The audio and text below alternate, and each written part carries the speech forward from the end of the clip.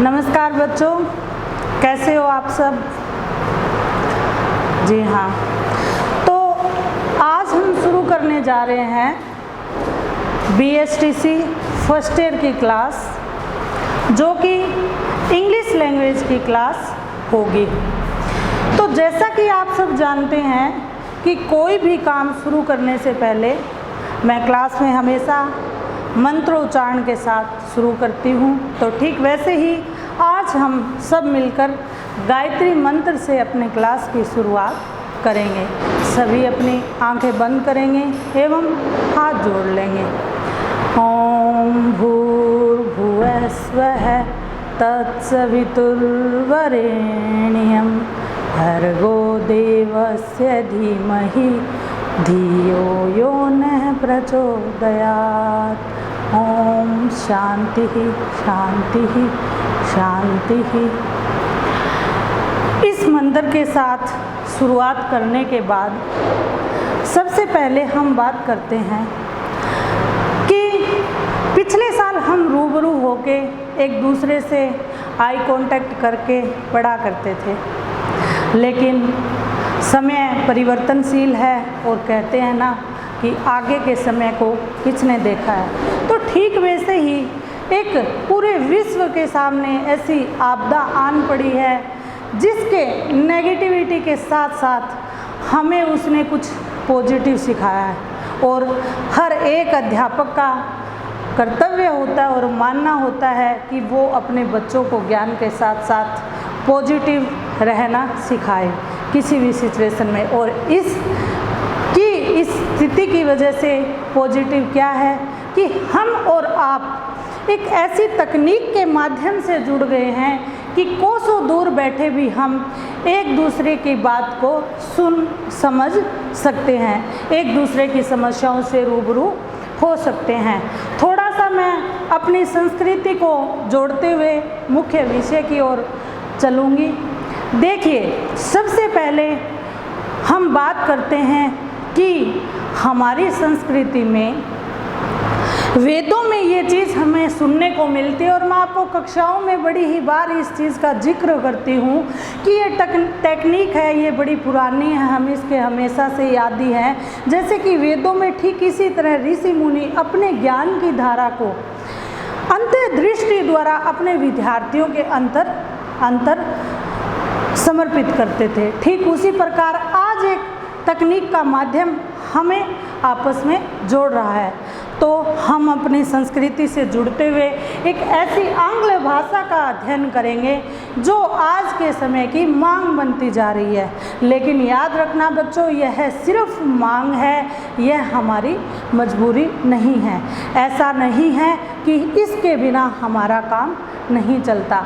इसलिए इस पॉजिटिविटी के साथ कि हम इस भाषा को ठीक वैसे ही सीख पढ़ बोल व जान सकते हैं जैसे कि हम हिंदी और हमारी मातृभाषा बोलते हैं। इसलिए पढ़ने से पहले सबसे ज़रूरी है कि आप इस भाषा को आत्मसात करें, इसको अपनाएं। इसके लिए आप 3 बातें अपने मुख्य पृष्ठ पर कुछ भी नोट्स बनाने से पहले लिख लें। आई कैन डू इट, मैं कह रही हूँ यू कैन डू इट, और हम सब मिलके वी कैन डू इट। तो जैसा कि बच्चों मैं हमेशा कहती हूँ कि किसी भी भाषा का आधार क्या होता है, ग्रामर।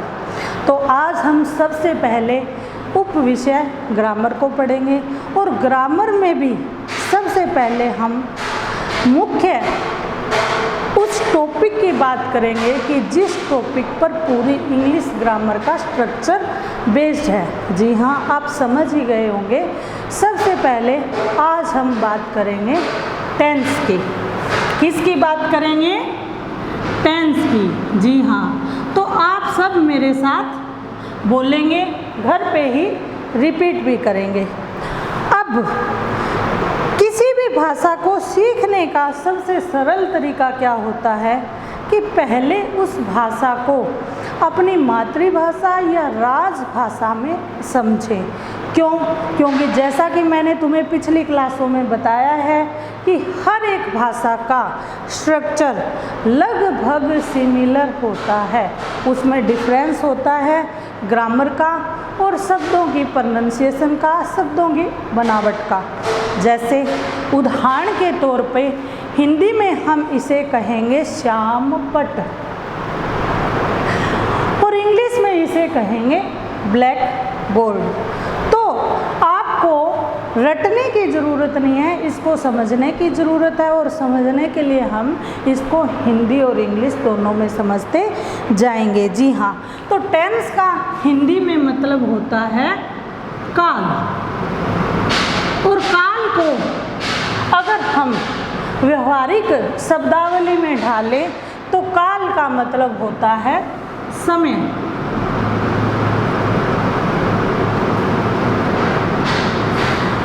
जी हाँ, समय के बारे में आप सब जानते हैं।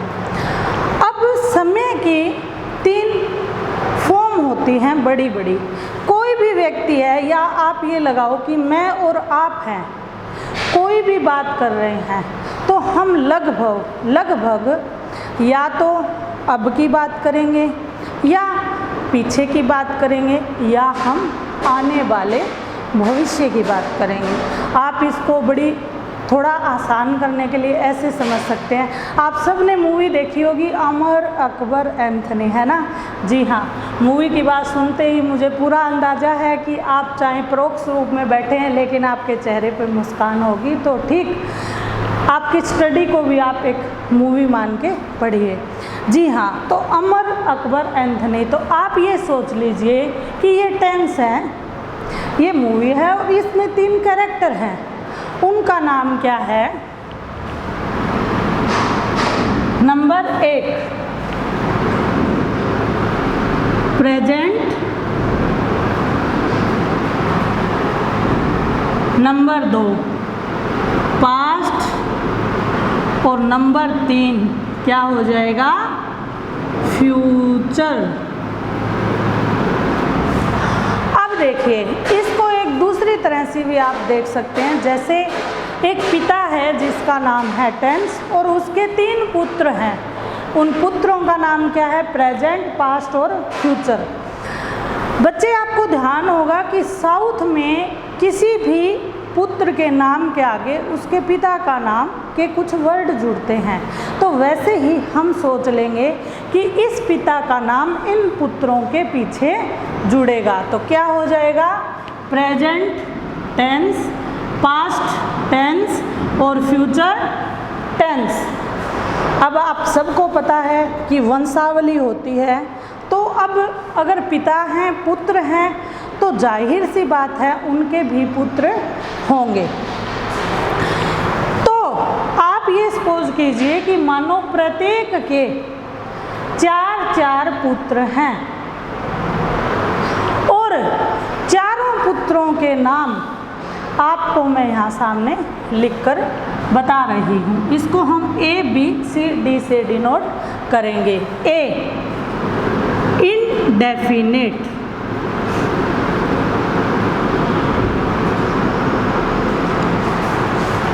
नंबर 2 कॉन्टिन्यूअस,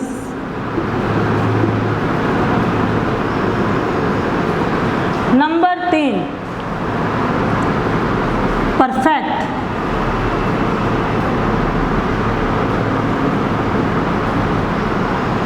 और नंबर 4 क्या होगा? Perfect continuous.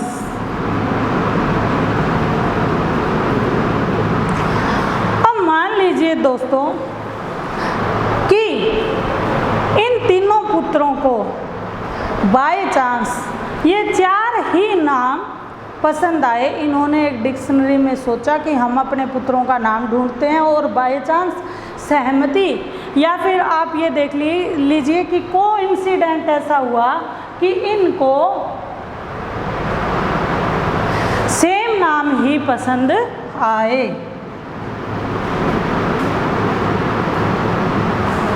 तो कोई नहीं है। अब क्या होगा, इनमें से प्रत्येक को ये 4 पुत्र हैं और उनके आगे हम क्या करेंगे, दोबारा इनके पिता का नाम या इनका खुद का नाम जोड़ देंगे। जैसे इनडेफिनेट,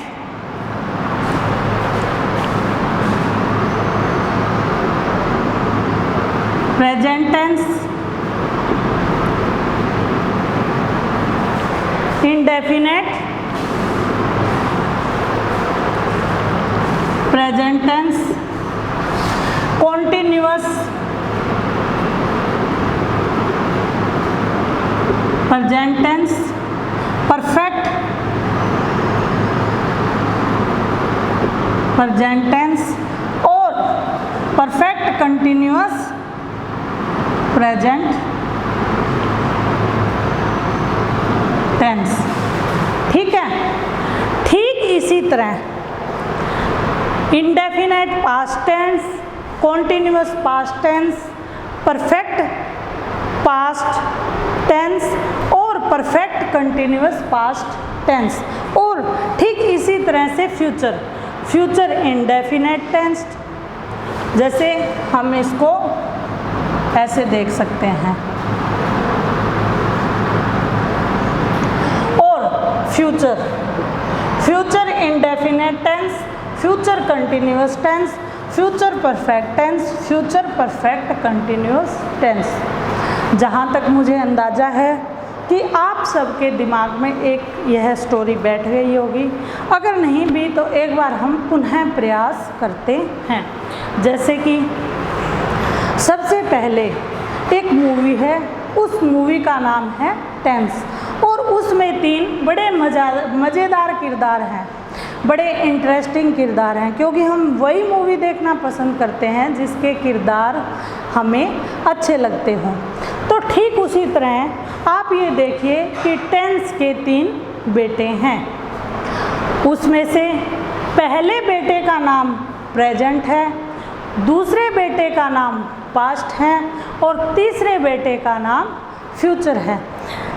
देखिए, इस दौरान मैं आपको एक बात बताना चाहूँगी, जैसा कि हम कक्षा में डिस्कस भी करते हैं, पढ़ाई उसी दिन तक मुश्किल है जब तक आप उस टॉपिक को, उस विषय को अपने दैनिक जीवन से नहीं जोड़ते। जिस दिन आपने स्टडी को अपने दैनिक जीवन से जोड़ लिया, अपनी दिनचर्या का हिस्सा बना लिया, उस दिन के बाद आपको पढ़ाई मुश्किल नहीं लगेगी। तो ठीक आपको दिमाग में आ गया होगा कि टेंस एक व्यक्ति है, उसके 3 बच्चे हैं और उन तीनों के प्रत्येक के एक के 4 बेटे हैं और चारों का नाम एक जैसा पसंद आ गया। जैसे एक पिता के 3 पुत्र हों, तीनों के 4 पुत्र हों और चारों का नाम राहुल, रवि, राज और राकेश पसंद आ जाए, तो कहीं भी हम सब तो एक ही नाम रखेंगे। अब एक नाम रखने में परेशानी नहीं है, लेकिन दूसरे व्यक्ति फर्क कर पाए कि ये राहुल कौन से बेटे का है, ये रवि कौन से का है, तो उसके लिए हमें कुछ ना कुछ शब्द उसमें जोड़ने पड़ेंगे। तो प्रत्येक के पिता का नाम हम इसके पीछे लगा देंगे, जिससे आसानी हो जाएगी। तो स्टूडेंट्स, मैं आपको एक चीज़ पक्का विश्वास दिलाती हूँ कि अगर आपने 3 टेंस, इसको गुना करो 4, ये सेंटेंस की फॉर्म होगी, क्योंकि टेंस में हम सीखते क्या है, how to we speak, how to we write, how to we read. उसके लिए हमें सेंटेंस का आना बहुत ज़रूरी है, और सेंटेंस आने के लिए हमें ये 12 बेसिक सेंटेंस की फॉर्म सीखनी पड़ेगी। अब 3 × 4 कितना हो गया, 12।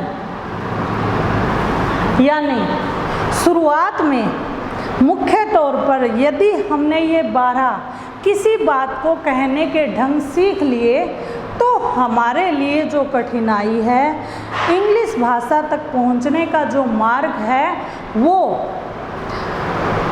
कठिन से सुगम हो जाएगा, इम्पॉसिबल से पॉसिबल हो जाएगा। क्योंकि स्टूडेंट्स, आपको एक बात बहुत बार बताई भी गई है, मैं रिपीट भी कर रही हूँ, इम्पॉसिबल एक ऐसा शब्द है जिसमें खुद में ही एक फॉर्म छुपी हुई है, आई एम पॉसिबल।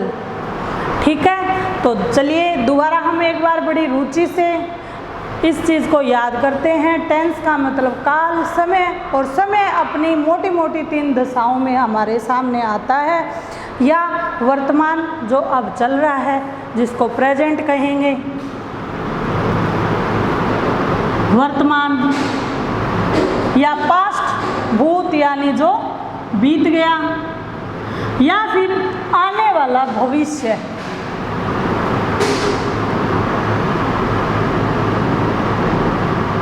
ठीक है, अब यहाँ तक हमारा कंसेप्ट मुझे लगता है कि क्लियर हो गया होगा। इसके बाद हम आते हैं कि पर्टिकुलर अगर वर्तमान समय चल रहा है तो उसमें हमारे बात कहने का लगभग 4 ही तरीके होते हैं मोटे तौर पर।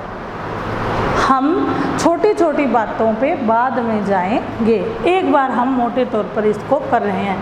पहला आता है इंडेफिनेट। अब दोस्तों वो समय नहीं रहा कि मैं आपको वैसे लिखवाऊंगी। इनडेफिनेट जहाँ पर ता है, ते हैं, ती है आए, उसको हम ता ते ती आए, उसको हम इनडेफिनेट कहेंगे। अब उसमें अगर है लग जाए तो फिर वो क्या हो जाएगा, प्रेजेंट। अगर था लग जाए तो पास्ट, और अगर होगा तो हो जाएगा फ्यूचर। लेकिन इनडेफिनेट की एक पहचान और है। इनडेफिनेट टेंस परमानेंसी, परमानेंट स्थिति को दिखाता है। जैसे वह स्कूल जाता है, यानी वह उसकी दिनचर्या है। इंडेफिनेट टेंस किस चीज़ को दिखाता है? मैं ऊपर साफ कर रही हूँ, मुझे लगता है कि आपको ये चीज़ क्लियर हो गई होगी। देखिए दोस्तों, इंडेफिनेट यह जो टेंस है यह किस चीज़ को दिखाता है?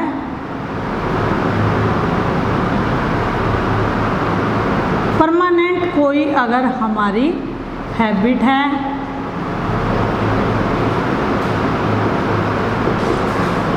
डेली रूटीन है,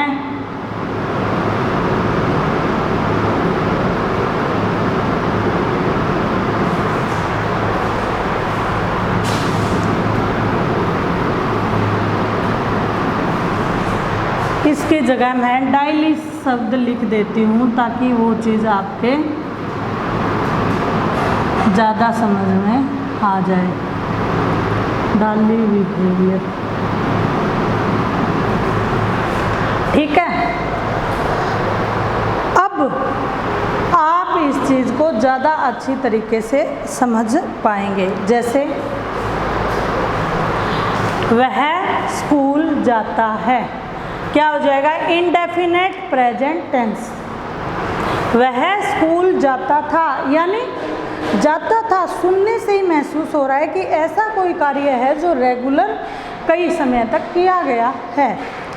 पास्ट इंडेफिनेट हो जाएगा, वह स्कूल जाता होगा, तो फ्यूचर इंडेफिनेट टेंस हो जाएगा। ये सिंपल सी बात मैंने बताई इंडेफिनेट टेंस के बारे में, एक कंसेप्ट से हटकर नई चीज़। क्योंकि आजकल जो टाइम है वो कंपटीशन का युग है और हमें सिर्फ हमारी पढ़ाई को मार्क्स लाने और पेपर तक ही सीमित नहीं करना। हमारा उद्देश्य यह है कि आप अगर क्लास से पढ़ के जाएं तो आपको ज़िंदगी में दोबारा कभी कोचिंग की ज़रूरत नहीं महसूस हो। तो अब आते हैं हम टेंस के प्रकार पर। अब आप क्या कीजिए बच्चों कि एक छोटा सा चार्ट बना लीजिए, ठीक है। कैसे? यहाँ लिखिए टेंस नंबर 1, मैं थोड़ा छोटा लिख रही हूँ क्योंकि स्पेस की ज़रूरत पड़ेगी। प्रेजेंट, यहाँ लिखिए पास्ट और यहाँ लिखिए फ्यूचर। ये क्या है बच्चों? ये है काल की फॉर्म, काल की दशाएं, यानी लगभग जो समय है वो 3 दशाओं में काम करता है। अब इसके नीचे 4 कॉलम बनाइए। कौन से कॉलम? इनके पुत्रों के नाम लिख लीजिए। अब पुत्रों के नाम कौन कौन से होंगे? अब तक आपको याद हो चुके होंगे। इनडेफिनेट, मैं थोड़ा शॉर्ट लिखूंगी ताकि हमारे यहाँ पे स्पेस बच जाए। इसके बाद कॉन्टिन्यूअस, इसके बाद परफेक्ट और इसके बाद पीसी यानी परफेक्ट कंटिन्यूअस। इस पीसी का मतलब प्रियंका चोपड़ा नहीं है। इस पीसी का क्या मतलब है?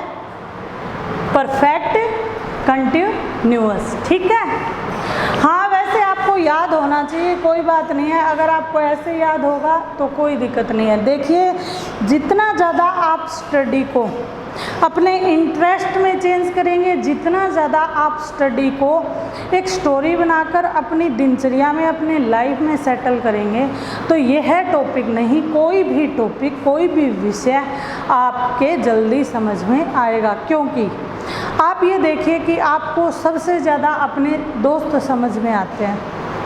आपने कभी सोचा है कि क्यों हम उनके साथ सबसे ज़्यादा कंफर्टेबल महसूस करते हैं? ऐसा क्या है? ऐसा यह है कि आपने अपने दोस्तों को 100% एक्सेप्ट कर रखा है और ऐसा ही सामने से होता है, रिवर्स। इसीलिए हम उनके साथ ज़्यादा कंफर्टेबल फील करते हैं।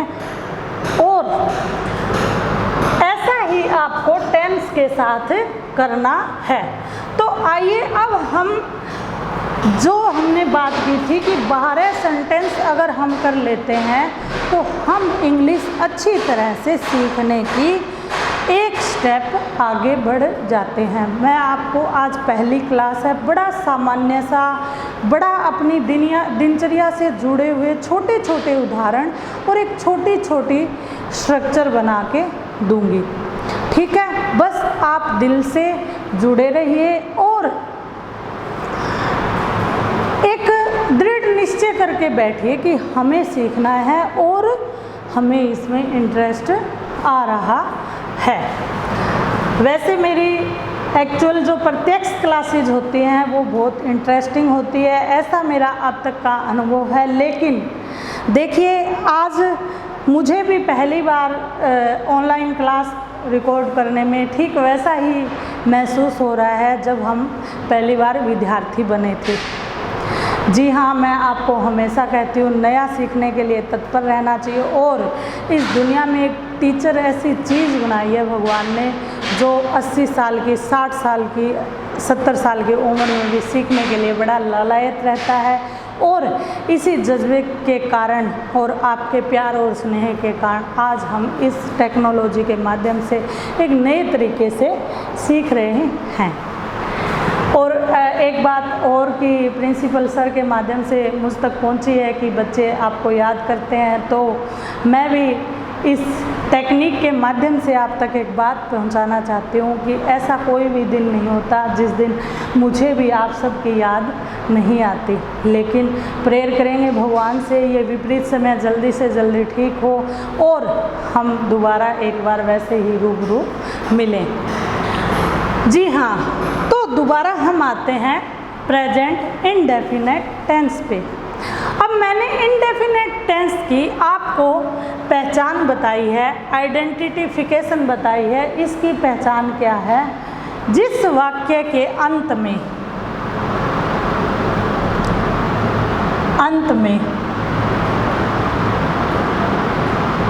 ता, ते, ती और प्लस क्या हो, परमानेंट कार्य होने की एक अंदेशा आए, एक विश्वास आए। यानी दिनचर्या का वो कार्य हिस्सा हो, ऐसा हमें लगे। तो परमानेंसी ऑफ वर्क, ठीक है। अब इसके आगे हम है, था या होगा नहीं लिखेंगे। ये बात आपको मैच्योरिटी से अंडरस्टैंड करनी पड़ेगी कि यदि हम प्रेजेंट की बात कर रहे हैं तो ता के साथ है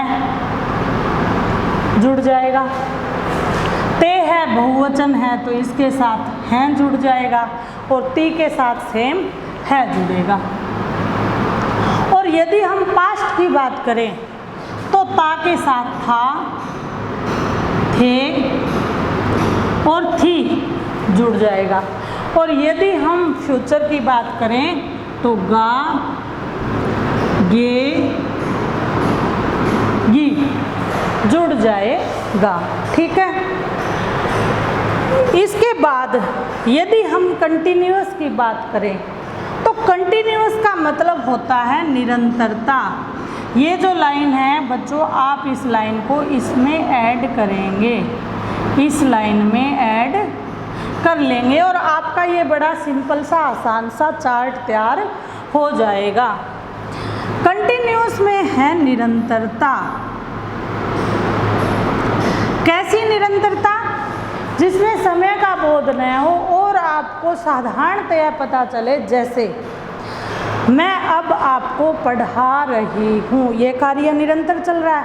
आप अब पढ़ रहे हैं और अपने आसपास देखिए, आपकी माता जी हैं भोजन पका रही होंगी, आपके पिताजी हैं वो कोई बाहर का काम कर रहे होंगे। यानी एक ऐसे कार्य की, एक ऐसा कार्य जो निरंतरतापूर्वक चले जा रहा है।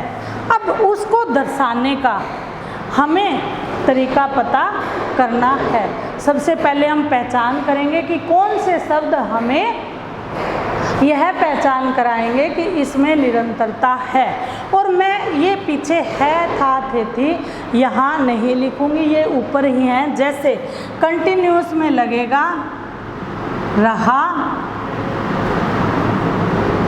रहे, ठीक है। जैसे मैं पढ़ा रही हूँ, सॉरी दोस्तों,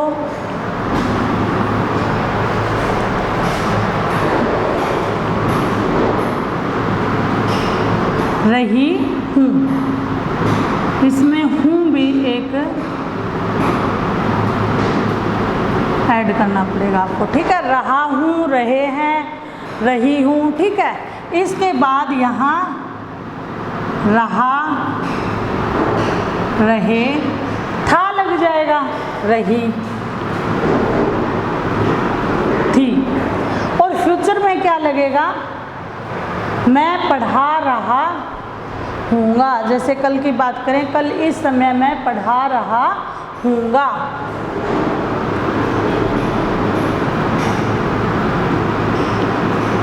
या वे पढ़ा रहे होंगे, या वो पढ़ा रही होगी।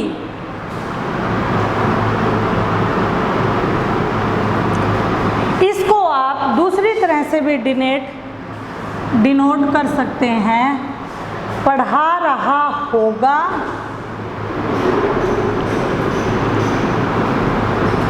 पढ़ा रही होगी और पढ़ा रहे होंगे।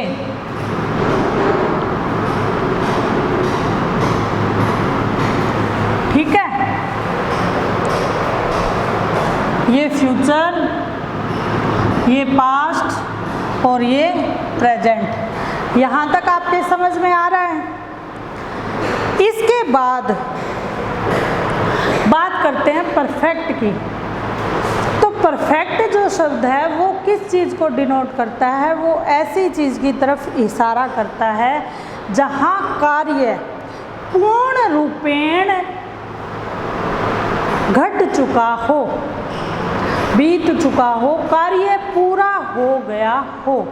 जैसे मैं अभी क्लास ख़त्म कर देती हूँ, उसके बाद कोई आता है तो मैं उन्हें कहती हूँ कि मैं पढ़ा चुकी हूँ। या अगर हम